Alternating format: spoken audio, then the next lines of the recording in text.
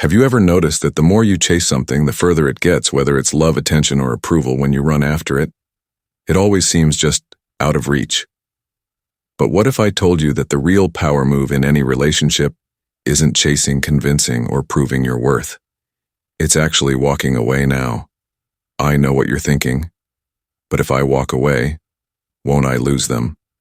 That fear is what keeps so many people stuck, settling and accepting less than they deserve. But here's the truth, walking away isn't about loss, it's about self-respect. It's about stepping into your power and showing not just them, but yourself that you refuse to beg for what should be freely given. And when you do that, when you truly walk away, you shift everything, you stop negotiating your worth, you stop seeking validation, and suddenly you become the one in control. That's what we're diving into today, why walking away is the ultimate power move, why it changes the entire dynamic, and how to do it in a way that makes you untouchable. If you've ever felt like you're always the one trying, this is for you. Point 1, when you walk away, you stop negotiating your worth. Listen, I know what you're feeling right now. You're stuck in this cycle of waiting, hoping and proving yourself to someone who isn't even meeting you halfway, and I get it. It feels like if you just try a little harder, if you just show them how much you care, maybe they'll finally see your worth. But let me tell you something. Your worth isn't up for negotiation. The moment you have to convince someone to choose you, you've already given away your power. Because love isn't something you earn.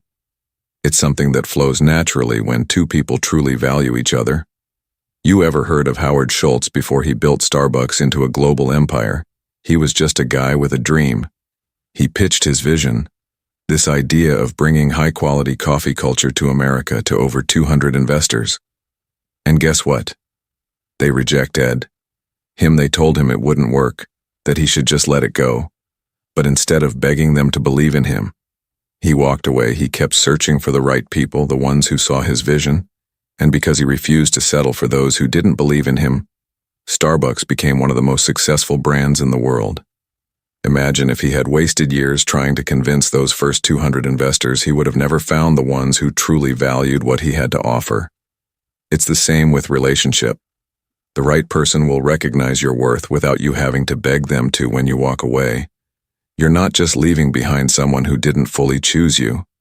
You're making space for the person who will, and that's the moment.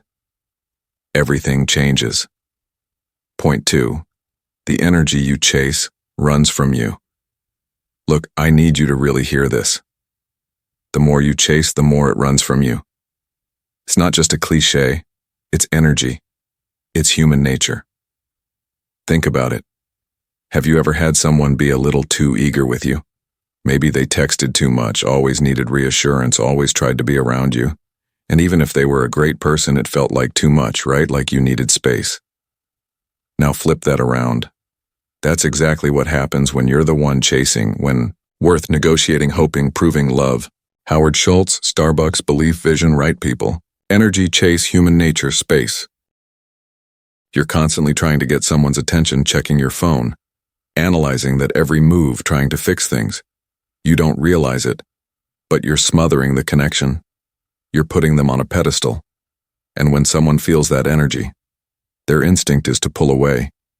Not because they don't care, but because no one wants to feel like they're responsible for someone else's sense of worth. But the moment you stop, the moment you step back and put your energy into yourself, everything shifts suddenly. You're not the one seeking validation, you're the one who is centered, grounded, and that shift, they feel it, they notice it. And ironically, that's when they start wondering about you. That's when they start chasing you. Point 3, walking away reveals who truly values you. I know this part is tough. The idea of walking away feels like a gamble, like you're risking everything, but here's what you need to understand. The people who truly care will never let you walk away without a fight. If someone can watch you leave and do nothing, if they can let you slip away without even trying, then they will never fully choosing you in the first place. And I know that hurts, but wouldn't you rather know the truth than waste your time on someone who is never all in? This is where most people struggle. They stay, not because they're happy, but because they're terrified of the answer they'll get if they leave. What if they don't come after me? What if they never text me again? And that fear keeps them stuck, holding on to something that was never really theirs. But listen, staying where you're not valued isn't love. It's self-abandonment. You shouldn't have to beg for effort. You shouldn't have to wonder if you matter. The right person will show you through their actions, not just their words. Walking away doesn't make you lose anything. It reveals everything. It shows you who was truly there for you and who was only there because it was convenient. And once you see that truth, you'll never settle for less. Again, point 4. The biggest mistake people make when walking away. All right, let's be real for a second. Most people don't actually walk away. They say they're done. But they're still checking their phone every 5 minutes. They're still watching their stories, stalking their social media, looking for some kind of sign that the other person misses them and you might be physically gone. But if you're still mentally and emotionally attached, you haven't really left. And trust me, they can feel that. People can sense when you're still holding on, when you're still hoping, waiting, wondering, and that energy. It keeps them comfortable. They don't feel the loss. Because deep down they know you're still there. If you want walking away to actually work, you have to mean it. You have to stop focusing on them and start focusing on you. Not as some trick to make them miss you, but because you genuinely deserve better. You deserve peace. You deserve to heal. That's when the real shift happens. When you truly detach, when you stop chasing, when you stop waiting. That's when you step into your power, and ironically, that's usually when they feel the void you left. But by then, you'll be so focused on your own growth, you won't even care if they notice because you'll finally notice yourself. Point 5. Walking away isn't about them. It's about you. This is the part most people don't understand. Walking away isn't about them. It's about you. It's not about making them miss you. It's not about punishing them. It's not about playing some game where you hope they come running back. Because the second you make walking away about them, you've already lost yourself again. This is about you finally choosing yourself. Because every time you stay in a situation where you're not fully valued, you're abandoning yourself. Every time you tolerate mixed signals, half-hearted love, or someone who doesn't truly choose you, you're sending a message to yourself that you're okay with being second best and that that's what keeps you stuck. But the second you decide, I will no longer settle, I will no longer fight to be seen, I will no longer chase what should be freely given, everything changes. The right people will respect you for it. The wrong ones will disappear either way.